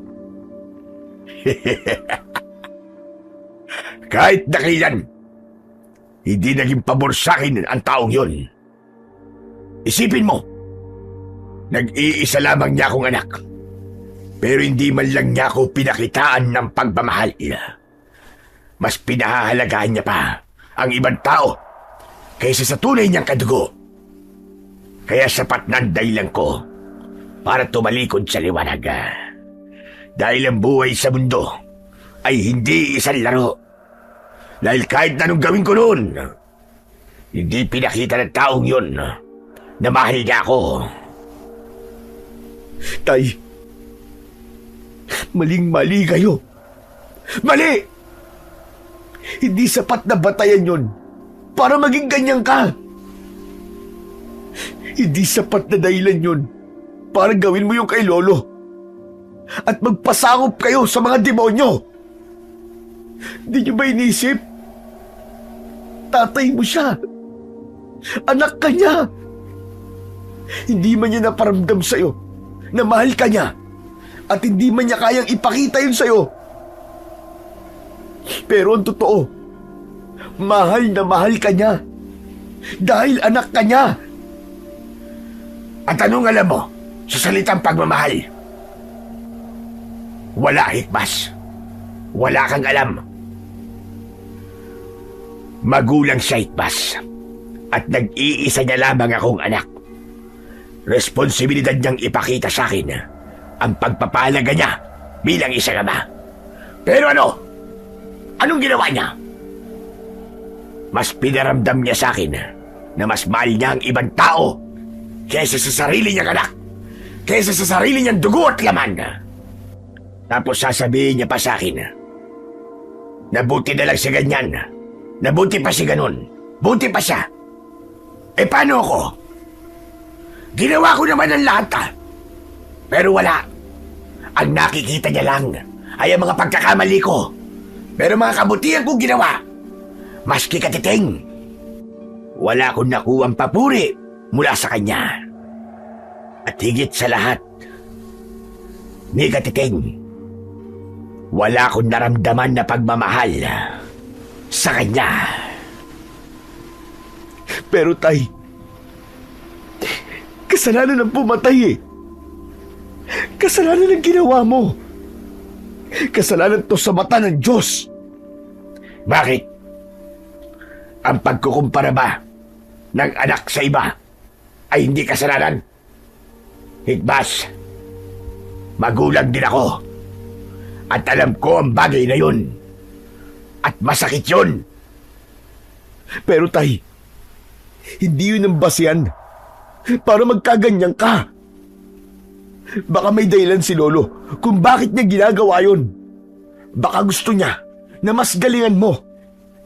O di kaya mas tumapang ka. Hindi yun ganun, Hikmas. Bakit kailangan niyang ikumpara ang sarili niyang anak sa iba? Kung alam mo naman na hindi siya katulad ng mga taong yun. At hindi tayo pare-pareho ng ugali. Ang bawat isa sa atin ay magkakaiba. Kaya ba nagkaganyan ka? Kaya ba sumapi ka sa mga kulaw na yan? Kaya ka ba nagpasakop sa kampo ng kadiliman? Akala ko batay dati galit na galit ka sa kanila dahil pinatay nila si nanay. Pero ano to? Ano tong ginawa mo? Ayoko na sagutin ang mga bagay na yan, Igbas. Ang mabuti pa, ibigay mo na lamang sa akin ang tungkod at ang puting bandana. At ipinapangako ko sa iyo, nalalayo na kami sa baryo nyo at walang ibang masasaktan. Tapos ano? Sa ibang baryo naman kayo mambibiktima? Hindi ako papayag, Tay. Mas gugustuhin ko pang mamatay sa kami ng sarili kong ama para lang sa katahimikan ng lahat ng tao. Kung ganun, magpasensya na lamang tayo, anak. Dahil nang balutin ako ng dilim, ay hindi na ako nakakaramdam pa ng awa at konsensya.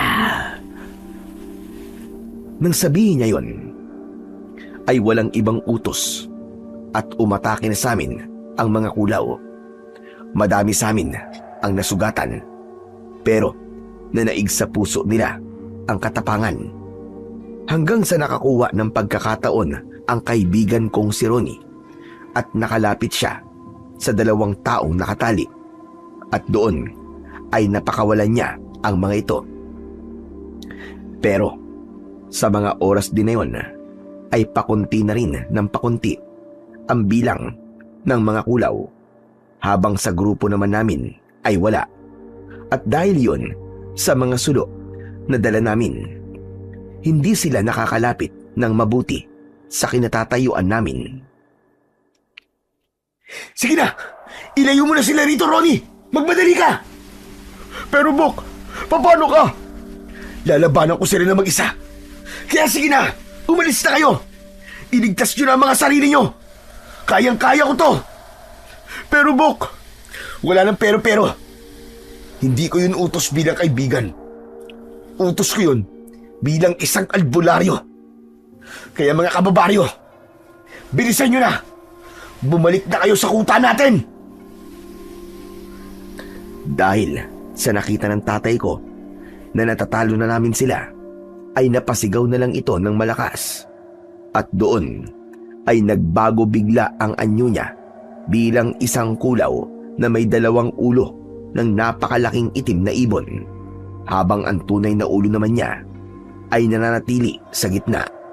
At takma niya sanang hahabulin ang mga tao, ngunit sa paglipad niya ay nahawakan ko ang mga paa niya.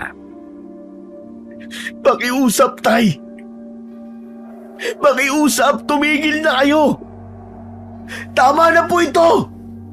Tama na! Ngunit hindi siya nakinig sa mga sinabi kong yon at pilit na kumawala sa pagkakahawa ko.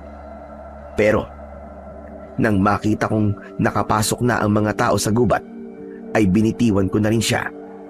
At doon ko naintindihan na kapag gabi at nakaanyong kulaw siya, ay hindi siya pwedeng pumasok doon. Kaya naman, galit na galit siya na humarap sa akin at sinugod ako. Gayunpaman, hindi ko kayang saktan ang sarili kong ama dahil mahal na mahal ko siya. Ngunit bawat atake niya ay napapansin kong nagtatalo ang katawan niya. Tama na, Tay! Tama na! Tama na po! Kung hindi ka man nakakaramdam ng pagmamahal kay Lolo, Tay, nandito po ako! Bumalik ka na! At itigil mo na to, Tay! Hindi na pwede. Dahil isang sumpa ang maging isang aswang na kulaw. Mawala man sa katawan ko ang itim na usok nila, ay mamamatay pa rin ako. Dahil matagal na akong patay. Ngunit dahil sa nakatagong galit, ay naisalba nila ako. Kaya hanggang ngayon, ay humihinga pa rin ako. Hindi pa man ako nakakapagsalita ay inatake na ako ng mga kasama ni tatay na kulaw at umilaw naman ang tungkod ko. Pero dahil ayokong masaktan ang tatay ko ay hindi ko yun iwinasiwas sa ere, dahilan kaya nila ako nahawakan sa magkabilaan kong kamay at nabitiwan ko ang tungkod na may tali ng puting bandana. Doon ay bumalik sa dating anyo si tatay at pinatulis niya ang mga kuko niya sa kanan niyang kamay. At sakto niya yon na isinaksak sa akin. Ngunit nagulat ako nang biglang hawakan ng kaliwa niyang kamay ang kanan na sasaksak sana sa akin. Maya-maya lang ay napasigaw siya at napatuwad sa lupa habang hawak ang dalawang ulo. Tay! Tay, ano po nangyayari sa inyo? Tay! Ano nangyayari sa inyo? Umalis ka na, anak! Sige na! Alis na! Dahil hindi ko na makontrol ang sarili ko! Sige na, anak! Pakiusap! Umalis ka na! Hindi po, tay! Hindi po kita iiwan. Hindi kita pababayaan. Kung may paraan pa para iligtas kita sa sumpang yan ay gagawin ko. Sabihin niyo lang po sa akin, tay, kung paano. Sige na, anak! Umalis ka na! Ayaw kita saktan! Umalis ka na! Ngunit kahit pinapaalis niya ako, ay hindi ko pa rin siya iniwan. Hanggang sa nagkatotoo na nga na hindi niya na nakontrol ang sarili niya at bigla niya akong sinakal sa leeg. Hindi na rin ako makahinga noon dahil sa higpit ng pagkakasakal niya. Hanggang sa naabot ko ang tungkod ko at hindi ko man yun kinokontrol ay kusa yun naglabas ng berdeng ilaw at bumalot yun sa katawan ni tatay. Hindi naman nagtagal at nagmistulang bula ang mga kulaw at bigla silang naglaho habang si tatay ay nangisay sa lupa habang bumubula ang bibig. Gusto ko pa sana siyang lapitan, ngunit may malakas na puwersang pumipigil sa akin hanggang sa nawala na ang liwanag at nakita kong unti-unting pumapayat ang katawan ni tatay. Tay! Tay! Patawarin mo ko, anak. Patawarin mo ko. Kung naging ganito ko. Lagi mong tatandaan, anak. Mahal na mahal kita. Tay! Tay! Tay! Gumising ka, tay! Tay! Nang mga oras na yon, laging abo na lang si tatay. Grabe ang sakit ng pangyayaring yon. Hindi ko alam kung magagalit ba ako o masasaktan. Pero alam kong masama ang ginawa ni tatay. Hindi lang sa mata ng tao, kundi higit sa lahat, sa mata ng Panginoong Diyos. Pero hindi ko siya masisisi dahil nakaramdam siya ng hindi pantay na pagmamahal na galing sa kanyang magulang. Kaya naman, tinanggap ko na lamang ang lahat. At magmula noon ay naging maayos na ulit ang baryo at nag-umpisa na ang lahat sa pagbabago. At bilang isang albularyo sa baryo namin, tinuruan ko rin at binigyan ng aral ang bawat tao na kahit kailan ay huwag nilang susubukang ikumpara ang mga kapamilya nila sa ibang tao dahil hindi nila alam kung gaano kasakit sa isang tao ang bagay na yon at hindi rin nila alam ang magiging bunga ng pagmamahal na hindi pantay. Dahil hindi kompetisyon ang pag-ibig, mapamagulang man, anak o ibang tao. Dahil sa oras na ikumpara mo sila sa iba, imbis na lalakas ang loob nila, ay mas mangliliit pa sila sa kanilang mga sarili. Hindi natin alam kung ano o kung gaano kabigat ang magiging epekto ng pagkukumpara natin sa mga anak natin. At para maiwasan na rin na magkaroon sila ng pag-iisip na mas lalong makakasama sa kanila, na maaaring humantong na magpasakop pa sila sa kampon ng kadiliman. Yun lamang po, Sir Blair. Salamat sa lahat ng mga nakinig. At sana ho ay may natutunan po kayong aral sa aking munting kasaysayan. Salamat po. Sa kwentong ating napakinggan ay pinatutunayan nito na ang pag-uugali ng isang magulang na ikinukumpara ang kanyang anak sa ibang tao ay may malalim na epekto sa isip at damdamin ng isang bata.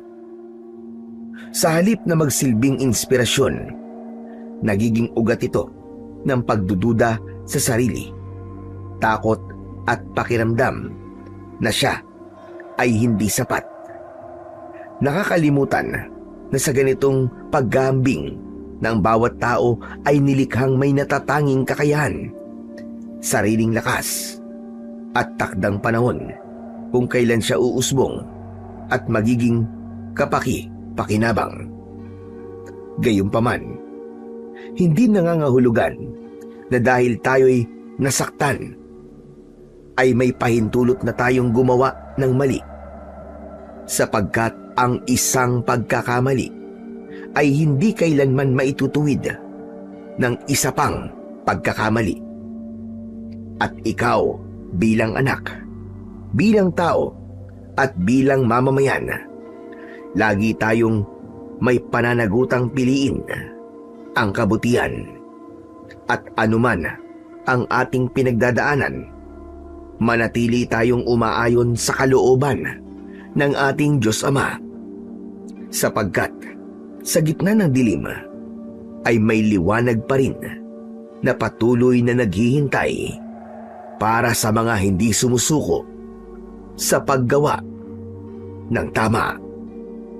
Sabi nga sa Roma, Kabanata 12, Talata 21, huwag kang papadaig sa masama, kundi daigin mo ang masama sa pamamagitan ng mabuti. Sabi rin sa unang Pedro, Kabanata 3, Talata 9, huwag kayong gumanti ng masama sa masama o insulto sa insulto, kundi sa halip ay magpakalayo kayo, sapagkat kayo'y tinawag upang magmana ng pagpapala. Maraming salamat po sa walang sawang pakikinig at pagsuporta sa aking mga YouTube channel na The Voice Addict at sa mga kwento ni Apong Isaac. Hanggang sa muli ho, at pagpalain nawa kayo ng Diyos na may kapal.